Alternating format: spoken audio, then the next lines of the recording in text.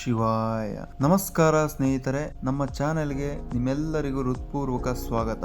ಸ್ನೇಹಿತರೆ, ಇತ್ತೀಚೆಗೆ ತುಂಬಾ ಪ್ರಖ್ಯಾತಿ ಪಡೆದಿರ್ತಕ್ಕಂತಹ ಕೇರಳ ಮತ್ತು ನಮ್ಮ ಕರ್ನಾಟಕದ ಗಡಿ ಭಾಗದಲ್ಲಿರ್ತಕ್ಕಂತಹ ಕೊಟ್ಟಿಯೂರು ದೇವಸ್ಥಾನಕ್ಕೆ ಭೇಟಿ ಕೊಡೋದಕ್ಕೆ ನಾನು ಹೊರಟಿದ್ದೀನಿ. ಕಾರಣ ಇಷ್ಟೇ, ನಮ್ಮ ಫ್ಯಾಮಿಲಿಯಲ್ಲಿ ಸಾಕಷ್ಟು ಜನ ಹೋಗ್ಬಿಟ್ಟು ಬಂದ್ರು, ಜೊತೆಗೆ ನನ್ನ ಸ್ನೇಹಿತರು ಸಹ ತುಂಬಾ ಜನ ಹೋಗ್ಬಿಟ್ಟು ಬಂದಿರೋ ಒಂದು ಉದಾಹರಣೆ ಇತ್ತು. ಹೋಗ್ ಬಂದಾಗ ಕೆಲವೊಬ್ಬೊಬ್ರು ಅಭಿಪ್ರಾಯ ಬೇರೆ ಬೇರೆ ತರ ಇತ್ತು. ಸ್ವತಃ ನಾನು ಹೋದಾಗ ಯಾವ ರೀತಿ ಒಂದು ಅನುಭವ ಆಗಿದೆ ಅಂತೇಳಿ ಈ ವಿಡಿಯೋ ಮುಖಾಂತರ ತಿಳಿಸ್ಕೊಡ್ತೀನಿ. ಮೊದಲನೇದಾಗಿ ಬೆಂಗಳೂರಿಂದ ಹೊರಟೆ. ಬೈಕಲ್ಲಿ ಹೋಗೋ ಕಾರಣ ನಮ್ಮನ್ನ ಈ ಮೈಸೂರು ಎಕ್ಸ್ಪ್ರೆಸ್ ಹೈವೇ ನಲ್ಲಿ ಬಿಡಲ್ಲ, ಹಾಗಾಗಿ ಸರ್ವಿಸ್ ರಸ್ತೆನಲ್ಲೇ ಹೋಗ್ಬೇಕಾಯ್ತು. ಹೋಗೋ ರಸ್ತೆನಲ್ಲಿ ಆನೆ ಸಹ ಕಾಣಿಸ್ತು. ಈ ಆನೆ ಇದ್ದಿದ್ದು ಮತ್ತಿಗೂಡಿನ ಆನೆ ಕ್ಯಾಂಪ್ ಅಲ್ಲಿ ಇತ್ತು. ಇದೇ ಕ್ಯಾಂಪ್ ಅಲ್ಲೇ ನಮ್ಮ ಅಭಿಮನ್ಯು ಸಹ ಇರೋದು. ಅಭಿಮನ್ಯುನ ನೋಡೋದಿಕ್ಕಂತೂ ಸಾಧ್ಯ ಆಗ್ಲಿಲ್ಲ, ಯಾಕಂತ ಹೇಳಿದ್ರೆ ಕ್ಯಾಂಪ್ ಅಲ್ಲಿ ಯಾರನ್ನೂ ಅಲೋಡ್ ಮಾಡ್ತಾ ಇಲ್ಲ. ಮತ್ತೆ ನಾವು ನಮ್ಮ ಒಂದು ಜರ್ನಿನ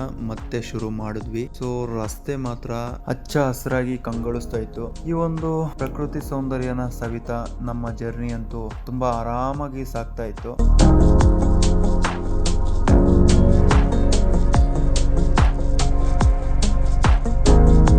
ಸ್ನೇಹಿತರೆ, ಈ ದೇವಸ್ಥಾನ ನಾರ್ಮಲ್ ದೇವಸ್ಥಾನದ ರೀತಿ ಅಲ್ಲ. ಯಾಕಂತ ಹೇಳಿದ್ರೆ ಈ ದೇವಸ್ಥಾನದ ಬಗ್ಗೆ ಸಾಕಷ್ಟು ಜನ ಹೇಳ್ತಾ ಇರೋದೇನಂತಂದ್ರೆ, ಇದು ಶತಮಾನಗಳಷ್ಟು ಹಳೆಯ ಒಂದು ಸಂಪ್ರದಾಯಗಳನ್ನ ರೂಢಿ ಮಾಡ್ಕೊಂಡ್ ಬಂದಿರುವಂತ ದೇವಸ್ಥಾನ.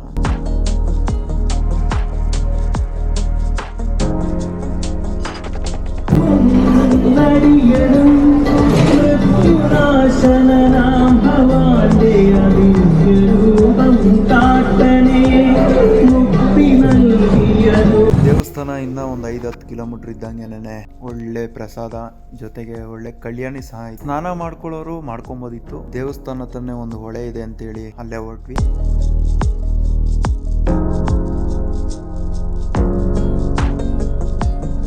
ಸ್ನೇಹಿತರೆ, ನಾನು ಅಂದ್ಕೊಂಡಿದ್ದೆ ಕೊಟ್ಟಿಯೂರ್ಗೆ ಹೋಗೋ ಮುಂಚೆನೆ ಫಾರೆಸ್ಟ್ ಸ್ಟಾರ್ಟ್ ಆಗುತ್ತೆ. ತುಂಬಾ ಅಂದ್ರೆ ತುಂಬಾ ಫಾರೆಸ್ಟ್ ಮಧ್ಯದೊಳಗಡೆ, ಕಾಡಿನ ಮಧ್ಯದೊಳಗಡೆ ಒಂದು ದೇವಸ್ಥಾನ ಸಿಗುತ್ತೆ ಅಂತ ನಾನು ಅಂದ್ಕೊಂಡಿದ್ದೆ. ಬಟ್ ಹೋಗ್ತಾ ಹೋಗ್ತಾ ತುಂಬಾನೇ ಹಳ್ಳಿಗಳು ಸಿಗ್ತಾ ಇದ್ವು. ನಾನು ಅಂದ್ಕೊಂಡಿದ್ದು ಪ್ರಕಾರ ಇರ್ಲಿಲ್ಲ. ನಾನು ಅಂದ್ಕೊಂಡಿದ್ದು ಎಲ್ಲೋ ಒಂದ್ ಕಡೆ ನಿಲ್ಸಿ ಒಂದು 2-3 ಕಿಲೋಮೀಟರ್ ನಾನು ಟ್ರೆಕ್ಕಿಂಗ್ ಮಾಡ್ಬೇಕಾಗುತ್ತೆ, ಡಿಫ್ರೆಂಟ್ ಆಗಿರುತ್ತೆ ಅಂತ ನಾನು ಅಂದ್ಕೊಂಡಿದ್ದೆ. ಆದ್ರೆ ಇಲ್ಲಿ ನಡೆದಿದ್ದೆ ಬೇರೆ. ಕಂಪ್ಲೀಟ್ ದೇವಸ್ಥಾನದವರೆಗೂ ಒಳ್ಳೆ ರಸ್ತೆ ಇದೆ. ಯಾವುದೇ ರೀತಿ ಆಫ್ ರೋಡ್ ಆಗ್ಲಿ, ಆಮೇಲೆ ಒಂದಷ್ಟು ದೂರ ಟ್ರೆಕ್ಕಿಂಗ್ ಮಾಡೋದಾಗ್ಲಿ ಏನೂ ಇಲ್ಲ. ಆರಾಮಾಗಿ ದೇವಸ್ಥಾನದ ಮುಂಭಾಗದವರೆಗೂ ಹೊರಟ್ಬಿಡುವುದು.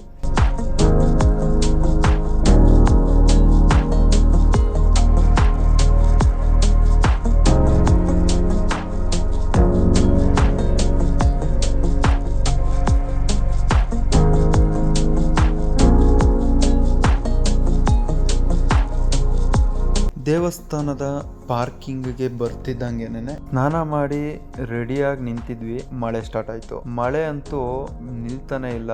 ನಾವು ದೇವಸ್ಥಾನದ ಕಡೆ ಹೋಗ್ಲೇಬೇಕಿತ್ತು. ಹಾಗಾಗಿ ಮಳೆಯಲ್ಲಿ ನೆಂದ್ಕೊಂಡ್ರು ಪರವಾಗಿಲ್ಲ ಅಂತೇಳಿ ಹೊರಟ್ವಿ. ದೇವಸ್ಥಾನದ ಒಳಗಡೆ ಹೋಗ್ಬೇಕಾದ್ರೆ ಒಂದು ಹೊಳೆ ಹರಿಯುತ್ತೆ. ಅದೇ ಹೊಳೆನಲ್ಲಿ ಸ್ನಾನ ಮಾಡಿ ಹೊಳೆ ಮೇಲೆ ಬ್ರಿಡ್ಜ್ ಮಾಡಿದ್ದಾರೆ. ಆ ಬ್ರಿಡ್ಜ್ ಮೋಸ್ಟ್ಲಿ ಈಗ ರೀಸೆಂಟ್ ಆಗಿ ಮಾಡ್ದಂಗಿದೆ. ಒಂದಷ್ಟು ಕಡೆ ಕನ್ಸ್ಟ್ರಕ್ಷನ್ ವರ್ಕ್ ಪೆಂಡಿಂಗ್ ಇತ್ತು. ಒಟ್ಟಾರೆ ಈ ಜಾಗಕ್ಕೆ ಕಾಲಿಡ್ತಿದ್ದಂಗೆ ಕಣ್ಣಿಗೆ ಒಂದು ಹಬ್ಬದ ವಾತಾವರಣ ಕಾಣಿಸ್ತಾ ಇತ್ತು.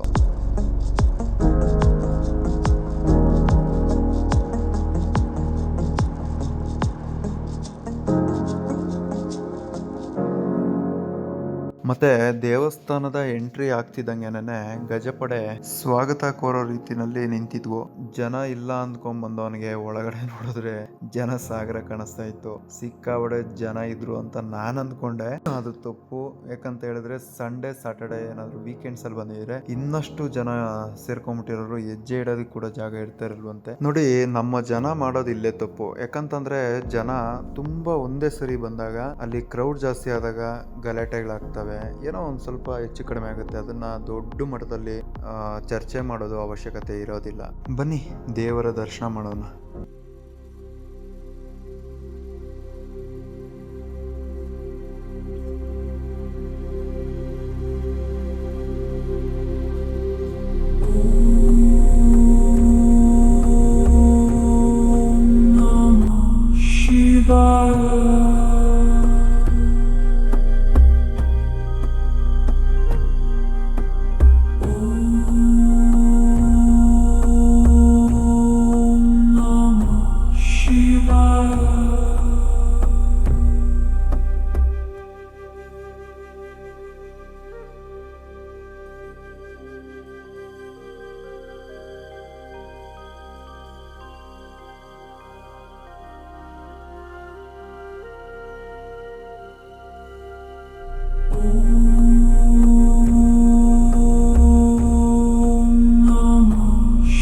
ಸ್ನೇಹಿತರೆ,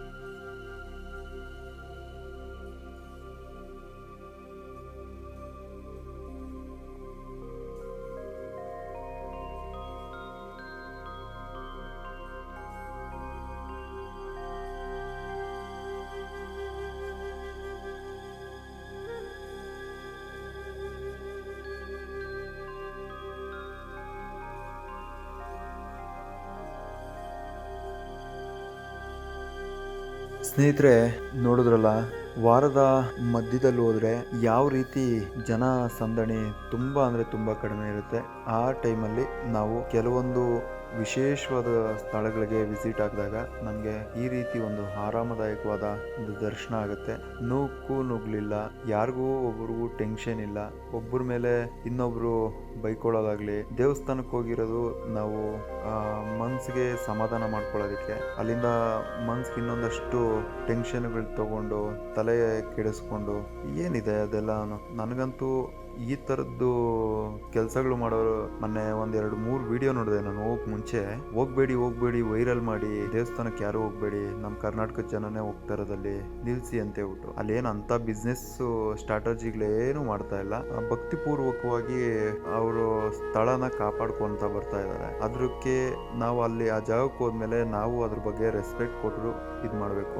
ನನಗಾಗಿರೋ ಎಕ್ಸ್ಪೀರಿಯನ್ಸ್ ಪ್ರಕಾರ ಕೊಟ್ಟಿಯೂರಲ್ಲಿ ತುಂಬಾ ಒಳ್ಳೆ ಒಂದು ದರ್ಶನ ಆಯ್ತು. ಆ ತರದೊಂದು ಪ್ಲೇಸ್ ನನ್ನ ಲೈಫಲ್ಲೇ ಮೊದಲನೇ ಸರಿ ನೋಡ್ತಾ ಇರೋದು. ಈ ತರ ಒಂದು ನೇಚರ್ ಮಧ್ಯದಲ್ಲಿ, ಯಾವುದೇ ಆರ್ಟಿಫಿಷಿಯಲ್ ಬಿಲ್ಡಿಂಗ್ಸ್ ಇಲ್ದಲೆ ತುಂಬಾ ನ್ಯಾಚುರಲ್ ಆಗಿ ಇಟ್ಟಿದ್ದಾರೆ. ನಾನು ಶಬರಿಮಲೆಗೆ ಹೋದಾಗ ಯಾವ ರೀತಿ ಒಂದು ದೇವಸ್ಥಾನ ಆ ಮಧ್ಯ ಕಾಡುಗಳಲ್ಲಿ ಪಾದಯಾತ್ರೆ ಮಾಡ್ಬೇಕಾದ್ರೆ ಯಾವ ರೀತಿ ಒಂದು ಎಕ್ಸ್ಪೀರಿಯನ್ಸ್ ಮಾಡಿರ್ತೀನಿ, ಅದೇ ತರ ಇರುತ್ತೆ. ಬಟ್ ಇದು ಊರಿನ ಮಧ್ಯದಲ್ಲಿದೆ. ಇದೇನಂತ ಫಾರೆಸ್ಟ್ ಅಲ್ಲಿ ಏನಿಲ್ಲ. ನಾನು ನಿಜ ಅನ್ಕೊಂಡಿದ್ದು ಫಾರೆಸ್ಟ್ ಅಲ್ಲಿ ಇರುತ್ತೆ ಅಂತೇಳಿ, ಆದ್ರೆ ಇದು ಊರ್ ಮಧ್ಯದಲ್ಲೇ ಇದೆ.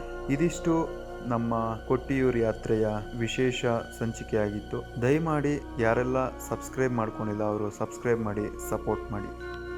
Thank you so much.